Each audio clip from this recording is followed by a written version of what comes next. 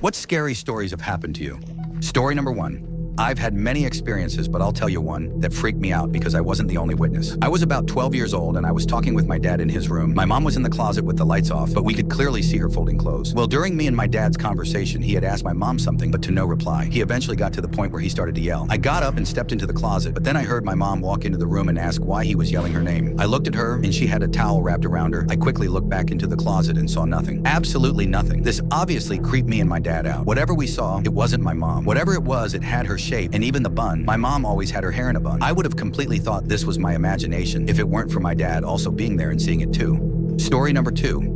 My big brother used to have an imaginary brother and he would always play with him, but sometimes he would say, "Stop, leave me alone," or "No, I don't want to go to my room to play." My mom would ask him, "What's going on?" And he would say, "He won't leave me alone." Of course, my mom had no idea what he was talking about and thought it was just him being a kid with an imaginary friend. Well, a day after my brother's birthday, he had these balloons, and keep in mind, my brother's just a little kid, and he's obviously not tall, so he couldn't reach the plates, knives, forks, etc. It was around 10 to 11 p.m., and my mom heard the balloons pop, so she went outside, and my brother looked really scared. So my mom asked him, "What's happened? Did you pop the balloons?" And my brother said, freaking out, "No, it was him," pointing to his imaginary friend that my mom obviously couldn't see. My mom saw the knife next to the balloons and immediately knew that he was too short to reach any of those things, so she said, "Get out of my house," to my brother's imaginary friend. Since my mom couldn't see him, she asked my brother if he left already, and he said he had left and thanked my mom. Later, about 10 to 15 minutes later, my cousins came over, and my cousin said that he saw a woman in all white with her hair in front of her face in the front door. My brother said that that was his mom, and she opened the door. My cousins were already inside and then asked my brother if she was still there, and my brother said yes, and that she was mad. She started to yell for her to get out, and then she asked my brother if she was still here, and he said no. My brother is now 19 and says he still sometimes sees him in his mirror.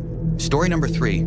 It happened when I was 11. I was a bit of a problem child then and had a habit of staying up at night. One night I was sitting in my room. My room is located so that if you open the door to my room, you can see a long corridor in our house directly from it. This corridor is so long that no light enters it at night. And so I'm sitting in my room and drawing something in the album. At some point I turn to the door and see something standing in the corridor, similar in height to a child of 8 to 9 years old. And this something was on this long red bag. At first, I did not understand what I had just seen. I began to blink, rub my eyes, do everything to unsee it. But it didn't go away, and then the thought, what if it doesn't seem to you at all, flashed through my head. I had no idea what to do. I just turned to the table and tried not to think that this something was actually right outside my door. I did not hear any strange sounds, only the sound of my heartbeat. At some point, I heard steps somewhere far away in the corridor. I did not dare to turn around. It turned out that my mother woke up. She came to my room and scolded me for not sleeping. I have never seen anything like it. I still don't know what it was.